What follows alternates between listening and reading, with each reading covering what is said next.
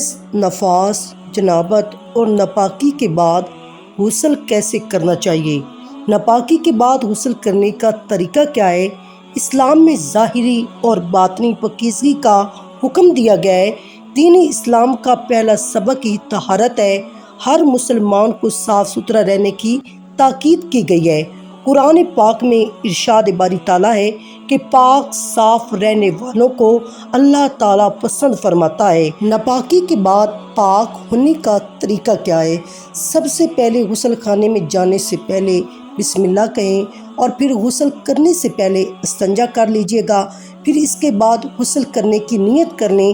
پاکی کی نیت الفاظ ادا کرنے کی کوئی ضرورت نہیں، بس دل میں نیت کر لیں۔ اگر نیت نہ بھی ہو تو آپ کا غسل ہو جائے گا، لیکن غسل کا جو ثواب ملتا ہے وہ نہیں ملے گا، اس لیے نیت کر لیں۔ نیت کرنے کے بعد بسم اللہ پڑھ لیں۔ اگر نہانے کی جگہ اور باتھ روم ایک ہی ساتھ ہے تو بسم اللہ نہ پڑھیں، دل میں پڑھ لیں، وہ ہو جائے گا۔ اگر نہانے کی جگہ علیحدہ ہے اور باتھ روم علیحدہ ہے تو آپ وہاں پہ بسم اللہ پڑھ سکتے ہیں۔ غسل کے لیے الگ سے کوئی دعا نہیں ہے۔ وضو میں کلی بہت اچھی طرح کرنی ہے۔ اس کے بعد ناک میں پانی بھی اچھی طرح ڈالنا ہے کہ پانی ناک کی نرم ہڈی تک پہنچ جائے، اور کلی میں غرارہ بھی کر لینا بہتر ہے، لیکن یہ ضروری نہیں ہے۔ وضو مکمل کر لینا ہے۔ اگر آپ جہاں پر غسل کر رہے ہیں وہاں پر پانی جمع ہو رہا ہے تو پاؤں نہیں دھونے، بلکہ جب مکمل غسل کر کے باہر نکلنا ہو تو پھر پاؤں دھو کر نکلیں۔ اور اگر ایسی جگہ ہو جہاں پر پانی جمع نہیں ہوتا تو وہاں پر وضو کے دوران ہی مکمل وضو کے لیے پاؤں بھی دھو لیجئے گا۔ اس کے بعد کسی برتن وغیرہ سے پانی لے کر دائیں کندھے پر 3 مرتبہ ڈالنا ہے، پھر اس کے بعد بائیں کندھے پر 3 مرتبہ ڈالنا ہے، پھر سر پر 3 مرتبہ پانی ڈالنا ہے۔ اور آپ دوسرا طریقہ یہ بھی کر سکتے ہیں کہ پہلے سر پر 3 مرتبہ پانی ڈالیں، پھر دائیں کندھے پر، پھر بائیں کندھے پر 3 مرتبہ پانی ڈالیں۔ یہ دونوں طریقے بالکل صحیح ہیں، ان دونوں میں سے آپ کسی پر بھی عمل کر سکتے ہیں۔ پھر اس کے بعد جسم کو اچھی طرح صاف کر لیجئے گا۔ اگر سر کے بال کھولنے ہیں تو کھول لیں، ورنہ بغیر بال کھولے بھی آپ بالوں کو اندر تک گیلا کر سکتے ہیں۔ صابن لگانا شرعی غسل کا لازمی حصہ نہیں۔ اپنے جسم کے تمام جوڑوں اور کانوں کی جڑوں وغیرہ کو ہاتھ سے مل کر گیلا کر لیں۔ اگر چوڑیاں، بالیاں، نتھ، انگوٹھی یا کوئی اور زیور پہن رکھا ہے تو اسے اچھی طرح ہلا کر اس کے نیچے اور اندر کے حصے میں پانی ڈالنے کی کوشش کریں۔ غسل کے لیے جتنا پانی ضروری ہو بس اتنا استعمال کریں، زیادہ پانی ضائع کرنے کی ضرورت نہیں۔ ایسے میں حد سے زیادہ پانی جسم پر مت ڈالیں، بس جتنا ضرورت ہو اتنا ہی پانی استعمال کریں۔ پانی کو ضائع نہیں کرنا، یہ سخت گناہ ہے۔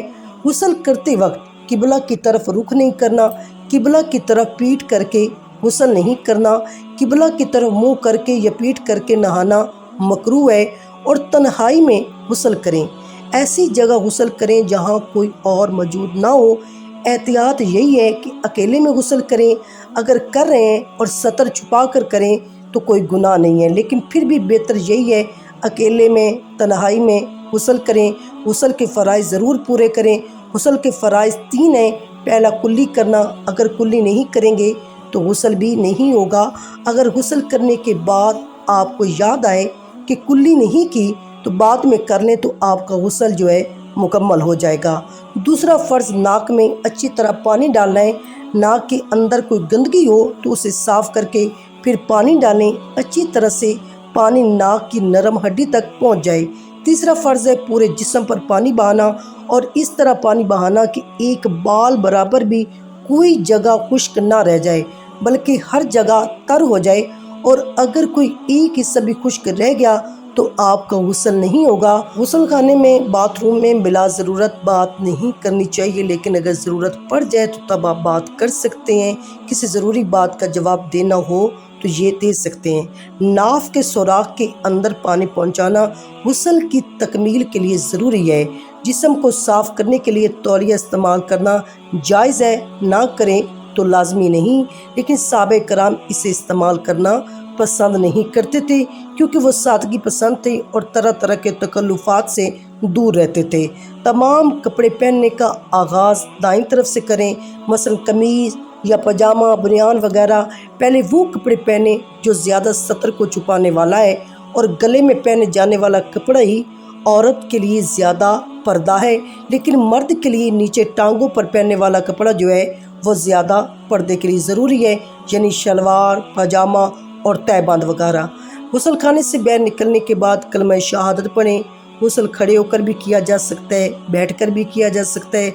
अगर कपड़े मुकम्मल उतारे हुए हैं तो बैठकर गुस्ल करना ज़्यादा बेहतर है। और नापाक मर्द या औरत जिस पानी में हाथ डाल दें वो पानी नापाक नहीं होता। हज़रत अब्दुल्ला बिन अब्बास फरमाते हैं कि अज़वाज मुतहरात में से किसी एक ने एक टब के पानी से गुस्ल जनाबत किया। इसी दौरान रसूल खुदा तशरीफ़ लाए, वज़ू या गुस्ल करने लगे तो वो ज़ौजा बोली, ए अल्लाह के रसूल, मैं हालत जनाबत में थी और मैंने इस टब के पानी से गुस्ल किया। तो नबी करीम ने फरमाया कि पानी कभी नापाक नहीं होता, यानी पानी कभी जुम्बी नहीं होता।